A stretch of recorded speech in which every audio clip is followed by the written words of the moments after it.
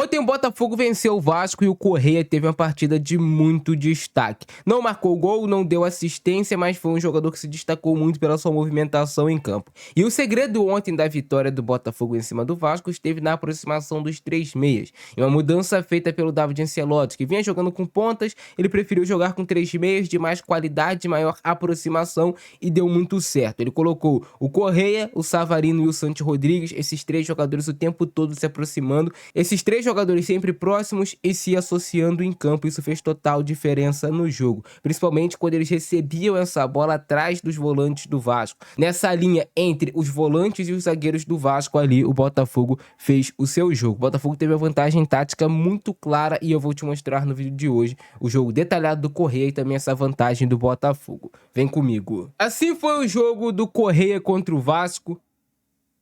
Ele que teve uma ótima atuação. Um dos principais motivos para o Correia conseguir se destacar é a qualidade técnica que ele tem, o fato dele ser um jogador que não se afoba quando está pressionado, como nesse lance aqui, e esse lance mostra muito o desencaixe de pressão do Vasco. O Vasco sobe para pressionar, o Cuesta fica com dois jogadores para pressionar, o Danilo e o Alex Telles, ele vai no Danilo, deixa o Telles livre e já consegue sair jogando.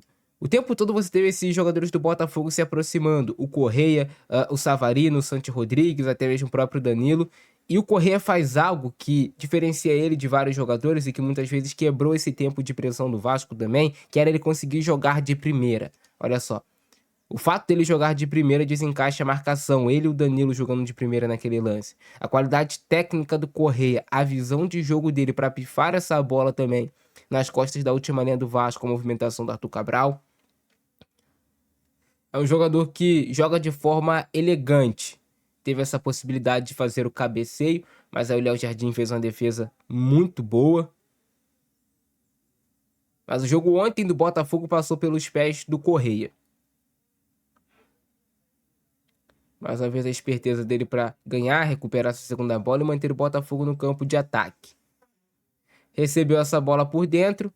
Trabalhando com o Santi Rodrigues, ele vai conseguir temporizar a jogada, esperar o momento certo para soltar ela no Alex Telles. E de novo, na teoria, o Santi Rodrigues era o ponta direita, o Savarino era o meia centralizado e o Correia era o meia pela esquerda. Mas esses três jogadores se procuravam muito e se movimentavam muito pelo campo. O Santi Rodrigues sai lá da direita, vem jogar por dentro, o Savarino sai dessa posição central, vem jogar na ponta.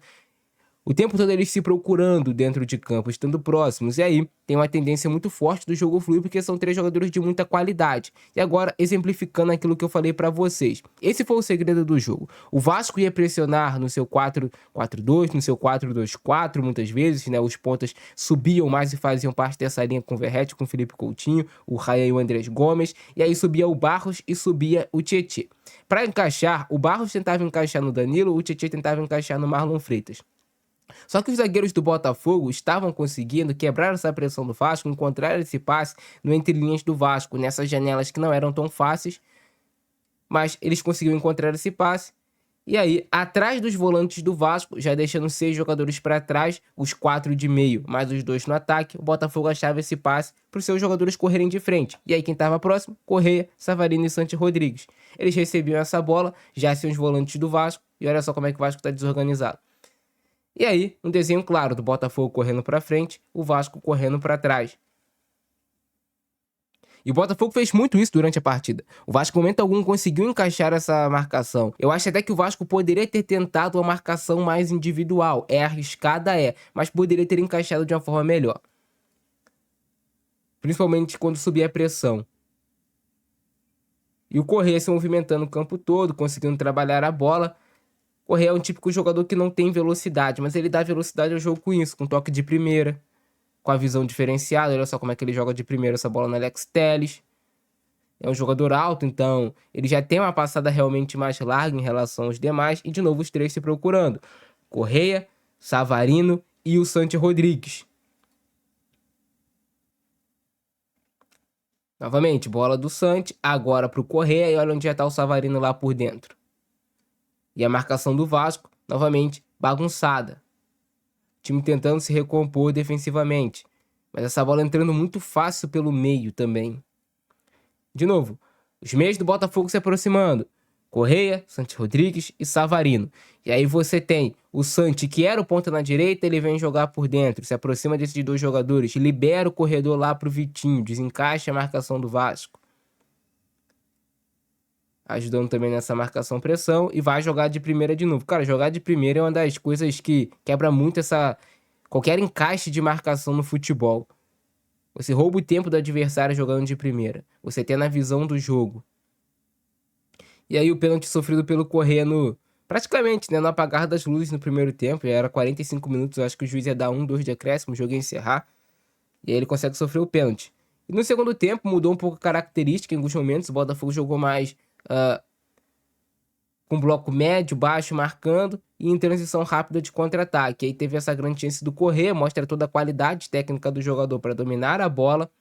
Também tem muito tempo, espaço, né, para escolher o lado da finalização. Ele tenta bater no lado do Léo Jardim para surpreender, que talvez o Léo esperava uma bola chapada no outro lado. Olha só, ele já tinha dado passo até para ir lá, mas o Correa tentou bater ali no mesmo lado dele. Mais uma puxada de contra-ataque do Correa. O Matheus França até rouba a bola a princípio, mas depois acaba perdendo ela. E aí tem que fazer a falta.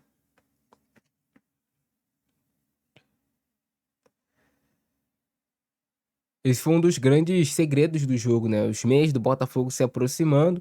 Botafogo de novo, ó. Aquele exemplo. Como o Botafogo conseguia, né? Aqui no caso, se eu não me engano, foi o David Ricardo ou o Alex Telles. Ele vai, ó, a marcação do Vasco, 4-2-4 do Vasco. E no entre linhas do Vasco vai entrar o passe para quem? Para um dos meias do Botafogo, no caso, o Correa.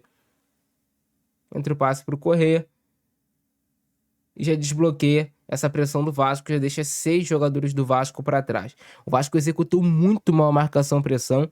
Eu acreditava que o Diniz, em algum momento do jogo, principalmente quando foi para o intervalo, encaixaria essa marcação do Vasco, encaixaria essa pressão do Vasco para ser efetiva, mas ele não conseguiu fazer isso em momento algum do jogo. Ele foi do primeiro ao último minuto marcando nesse 4-4-2, que mudava para um 4-2-4, quando o Vasco queria ser mais incisivo na pressão, e o tempo todo o Botafogo conseguindo encontrar essa bola nas costas dos volantes do Vasco, com esse passe mais vertical, ou com os zagueiros, ou até mesmo com o goleiro Léo Link, com o Alexander Barbosa, com os laterais também participando. Então o Botafogo mereceu ganhar o jogo, a parte tática fez muita diferença, mas a parte anímica fez muita diferença também. O Botafogo estava vencendo os duelos, às vezes você não está equilibrando na tática, você não está equilibrando na técnica, você tem que vencer duelos, você tem que brigar, disputar, e o Vasco não conseguiu. E é isso, cara. Esse é o nosso vídeo de hoje, abração do Francisco, nós fui.